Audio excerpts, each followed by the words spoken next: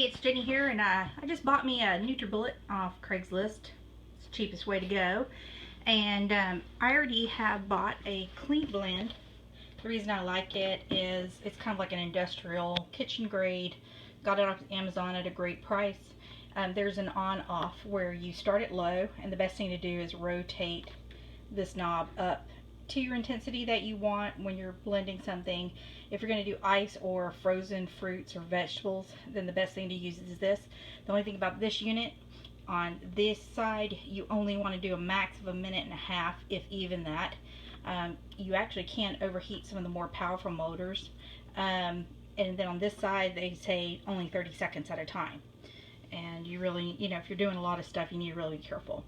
On the Nutribullet, a lot of the instructions I've seen is anywhere from 25 to 45 seconds, so that you want to do it. If you're going to try to use a Nutribullet recipe in your blender, you need to reverse the ingredient order because you need, quote, the wet on the bottom. The only thing I don't like about having to film this is usually I try to blend my dry ingredients into my wet right away so that I don't have this type of clumping of ingredients, because otherwise I have to scrape it off the sides. Really kind of cheeses me off. The other thing is I am not using their product as far as their protein powder. I have a thyroid disease called Hashimoto's thyroiditis, and I can use J-Rob, the egg white protein powder, but I actually prefer the BioTrust. I'm actually using the vanilla cream in this one. Tastes like cake mix. It doesn't upset my stomach, doesn't have that gritty taste to it. It mixes really well, and I really like it. I like the chocolate, and they got a new one called Mocha. I only use their deals when they've got me a coupon code, like a save 30 or save 20 or free shipping. Usually I like the 20% to 30%. Sometimes they have 40. And also I always buy them in multiples of 6, because they have a better deal. That don't ever take their deal at the end after you've kind of gone through your cart. It's not as great of a deal once you do the math. So it's best to pick whatever you want, and then if you're like, oh, that's too high for me to pay, then delete it out of your cart rather than taking their deal, because it's hard to go back and change your order on their website. My other tips that I have for you is usually if there's dry ingredients and I'm not ready to mix them in, I like to lay everything out. I bought these little cute little cups. They're about 2 tablespoons worth. I like to put them inside of it. The other thing is I don't like I buy vanilla flavoring in large bottles. I do not like wasting any type of things I've paid good money for, and so I actually went to the feed store. I don't know if you have one where you live, but the feed store sometimes sells kitchen and canning stuff. They sell these here in Austin in brown and the glass. They actually have smaller ones also, and I like the stoppers. You need about of this anywhere from 4 to 5 squeezes in order to get a teaspoon. It does take a little bit longer, but you don't lose a lot of what you're doing, because you've got to consider every time you're pouring, you're losing stuff. The other thing is I really like measuring spoons. I actually have 3 sets. My favorites are, I have this Tupperware set. It goes from a tablespoon, half tablespoon, teaspoon, and on and on. I also have a set that's pinch, dash, and a smidgen, and that you can usually get at a baking store or a specialty cooking store at the outlet centers. I also like my Tupperware measuring cups, but this one is, I've had these probably 25 years, and I really like them. I actually have one that doesn't have a handle on it, and I like using it in containers to scoop out flour. So it tends to live there. Right now I think it's living at our church, and they're using it for the coffee. And then it also came with these. I have not been able to find a new set of these. I've seen one of the tablespoons at a Goodwill, and I should have snatched it up, and I didn't. And they are super duper thin. I really like that because I like to be able to measure out and things. The other thing that I'm kind of addicted to, if you can't tell, like Tupperware, is I buy all my spices in bulk if I can help it.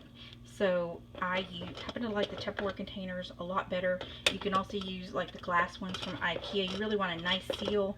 You still have to be aware that certain ingredients will still solidify in these. Things like garlic powder and onion powder, they will solidify. So you do have to put items in there like chunks of pasta, or they actually make little stones you can put in to keep them from clumping. I have those in some of my sugar containers. The other thing is when you're using liquid, always use a liquid measuring cup.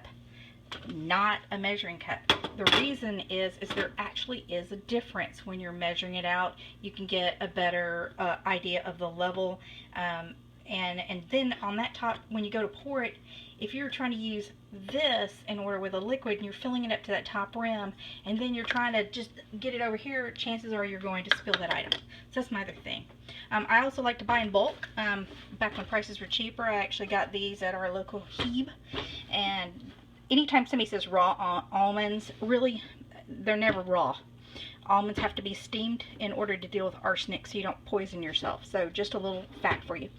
But right now, actually in bulk, in HEB and Central Market, almonds are cheaper by the pound. Sometimes the Sprouts will have a great, awesome sale on these. You just have to keep an eye out for it. So here we go. Nicely on this one, it has a nice little seal up here, and I don't have to necessarily hold it down. And it doesn't say on the instructions what to do, but just so you know, this is a handful of spinach on this half a cup of almond milk. I actually had to measure out to figure out how much coconut water they wanted in there to the max line, and it is 1 3/4 cup. Then there's a half teaspoon of nutmeg, a teaspoon of cinnamon, a teaspoon of vanilla, and an apple. And it did not say to core it, and that's one thing I have noticed on the Nutribullet is a lot of times they'll say leave the seeds in, or if they want you to core it, you core it. But contrary to belief, apples, seeds, they're not poisonous, and these things are gonna just, you know, slam these things together. I probably should have tried this out before, but I don't care, and I'm just gonna, you know, go for this thing and see what happens.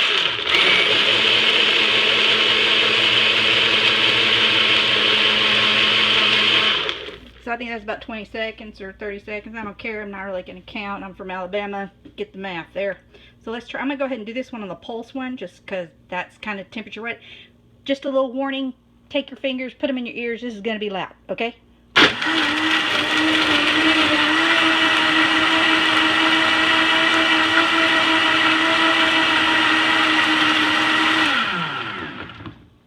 You know, just from appearances, they're both kind of still a little chunky. That one actually seems finer. I think I'll do that again, just so I can. Or maybe I can.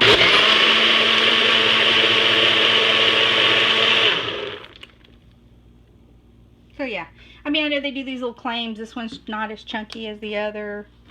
That could be a little song, you know. One of these is not like the other. I like to put my stuff in the sink right away. And then, just so I can taste the difference. You can really see this.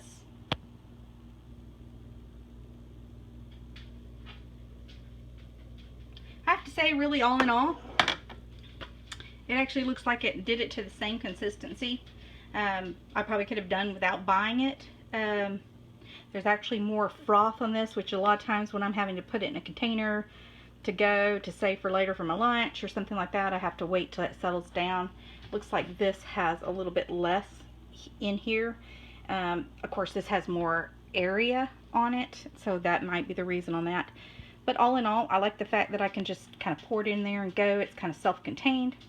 The only thing that I might regret is it doesn't have an insulated container. I'm gonna still have to pour it into there.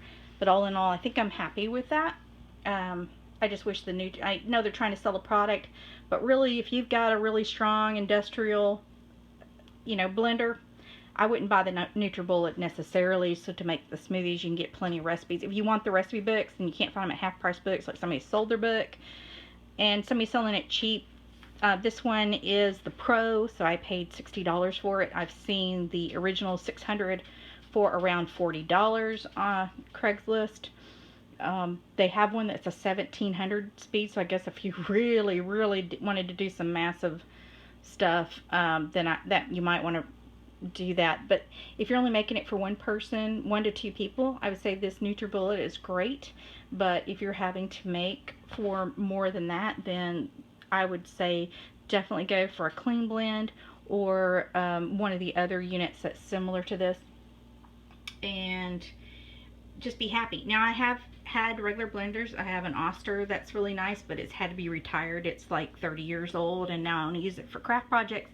And I do have another little cheap unit I bought, but they do not deal well with any frozen fruit or frozen berries, ice cubes very well. They just stick and freeze up a lot. And that would be my other hint is I tend to buy and get a lot of fruit in bags. Here's my freezer. It looks kind of crazy, but I happen to have here raspberries. They were on sale at 89 cents. You can't really pass it up. I take cookie sheets and lay them out on parchment paper in layers, and then I let them freeze. Usually something with a lot of water in it, like pineapple or raspberries, they need about 2 hours. Ironically, banana slices only need about an hour. Then these are grapes. They need about 2 hours, whether they're the black ones or the green ones. Blueberries need a little bit less. They're just about 45 minutes to an hour. And the other things that I've done is, these are apple slices right here. This is actually, I'll try to flip it over so you can see it better. The little green curd drops or whatever. These are actually creamed avocado. What I did was I pureed them and then squirted them out into about a half teaspoon, 3/4 of a teaspoon size. And then, of course, I marked on the front of the bag how many of those would equal what I need. So I would see from my different recipes, the littlest I've had is 1/8 and 1. So I know it seems maybe inconvenient to count them out, but when you do as many smoothies as I do, it's worth it. Also, here's more grapes. I do garbanzo beans for soup. I have kale in here, beans that I've cooked up. I have soup that I've cooked up. I actually have pureed vegetables in there. I can pull them out for sausage. And then sometimes it's just cheaper for me to buy them in the frozen section to get certain things. So yes, I will check the prices in fresh produce, and then I will go over to frozen. I would go into the cooking aisles and get what I need. So hopefully this will help you out in making decisions, and y'all have a great day.